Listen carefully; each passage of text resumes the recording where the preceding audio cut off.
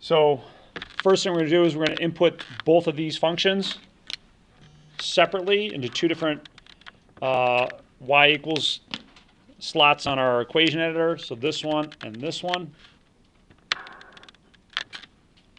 Let's start with the cubic function.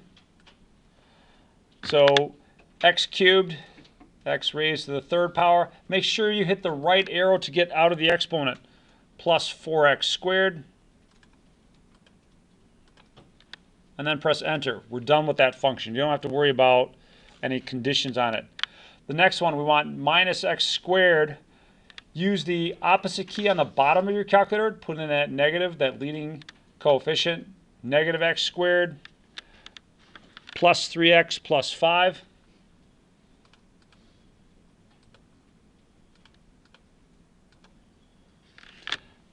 Now I'm going to want to graph this. To graph this, I should come up with a window. What's that window going to be? Well, any suggestions? Where should I graph this?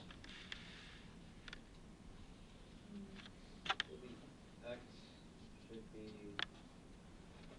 -6 to 4. Yeah, that looks good to me. Just use the settings here, right? -6 to 4. There's no reason to stress yourself too much. Adrian, what should I do on the y-axis?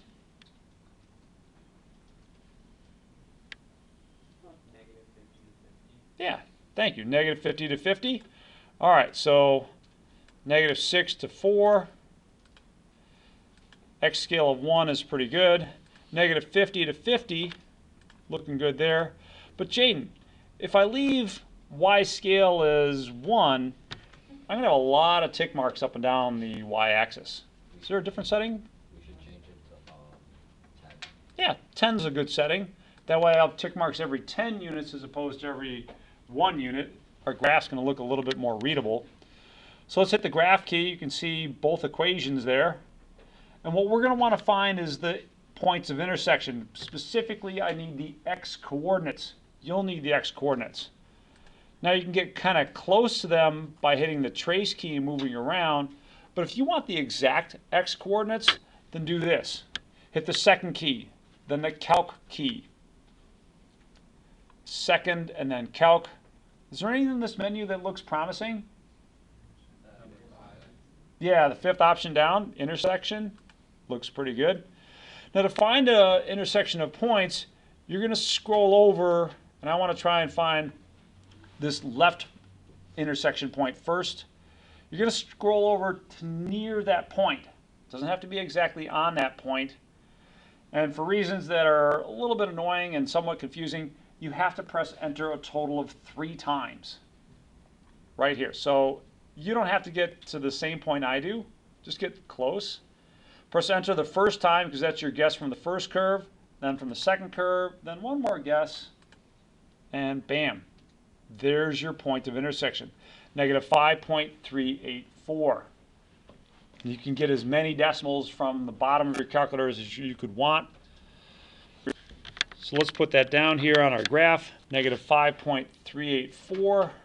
Actually, how about -5.385?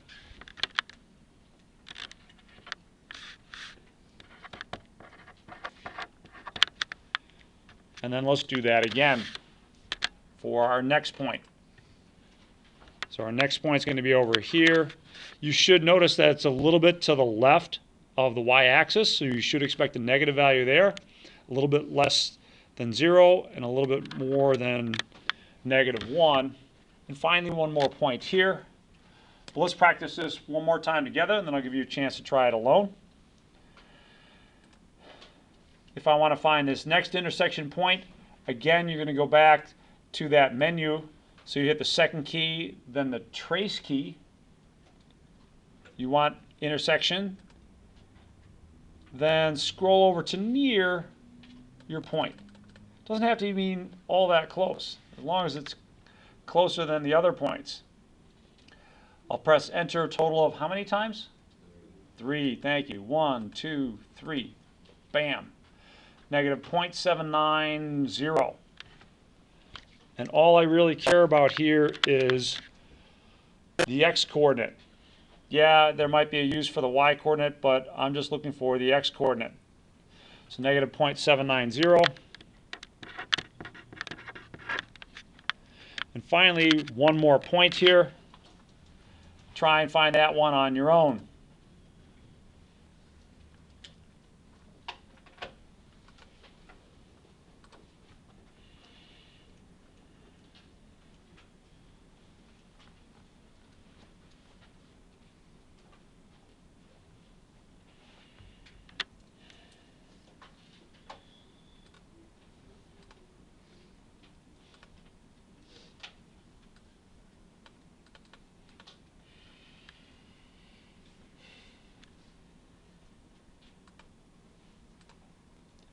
Tony, what'd you get?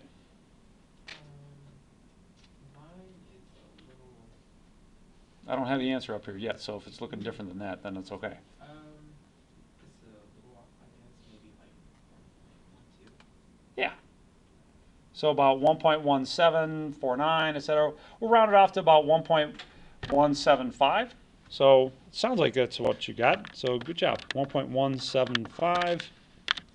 And looking good there. Now one more little pro tip here for you. If you're like, oh, I need more digits, or you're just curious about that, did I get it right? One of the cool things about your graphing calculator is that this value is now stored in your X key. So if I clear this and I just type X, I'll have that value that Tony just gave us. I have it in more digits than I could want. In fact, I can actually prove to myself that this is the point where these things are actually equal to each other. If they're equal, I should be able to type x cubed plus 4x squared and get the same thing if I type in negative x squared plus 3x plus 5. Let's try that. So I'll type in x cubed plus 4x squared. Oops, I need a plus in there. Let me put in the plus. There we go. And let's type in negative x squared plus 3x plus 5. What do you think I'll get when I type in the enter key here? 7.144356878. Precisely. Nailed it. So kind of cool. Comfortable with that part? Finding those points of intersection? This is typically a problem on your exam, is to do something just like this. So if you're not comfortable, watch this video again sometime. I'll post it on YouTube, but make sure you can do this. Now we do have a little bit to finish up because we have to figure out, well, where's this greater than or equal to this? So let me keep the camera rolling for just a little bit more. So I want to know where this function is greater than or equal to this one. And let's color coordinate my graphs. What color should I use for the parabola here? Yellow or pink? If I'm color coordinating, I'm going to use the pink. This has to be the graph of the parabola. The graph of your cubic function has a little bit more bounce and wiggle to it. And by saying bounce and wiggle, I'm foreshadowing stuff that's coming our way.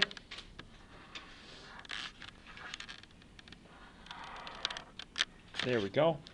Now we know where these points are equal to each other. We want to know from here, well, where is this greater than the pink one?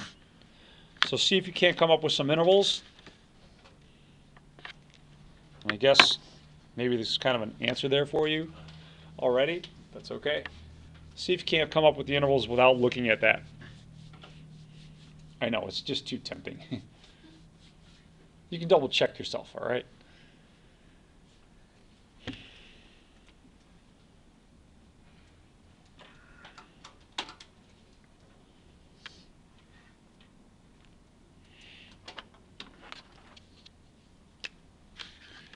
Now remember, when you're answering these problems, you're going to be answering with intervals along the x-axis. So I want to know where the yellow curve is taller than the pink curve. That's going to start over here all the way up to here. And then I have another interval from here all the way out. So I need to just characterize these in terms of some points. This one's going to get a solid dot. This one's going to get a solid dot, solid dot. So what's it going to look like? Chloe, what you got there?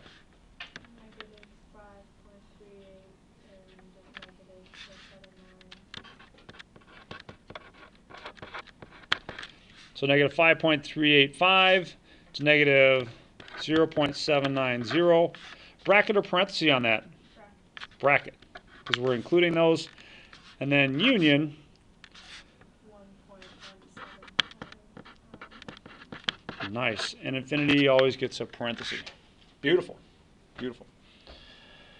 Okay, let's see here.